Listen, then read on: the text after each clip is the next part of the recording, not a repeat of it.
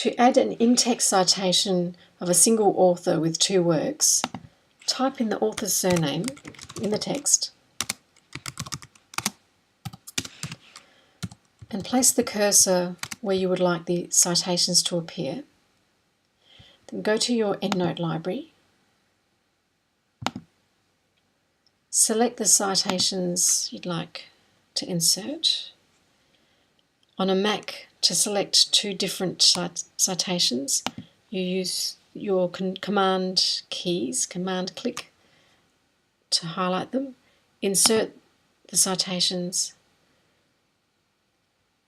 and to change the format so only the years appear, you hover over the citation, right click or control click and select Edit Citations, More,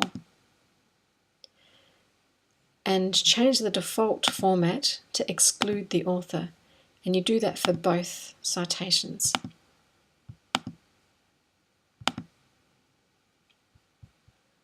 So now in the text you can just see the years listed in the citation.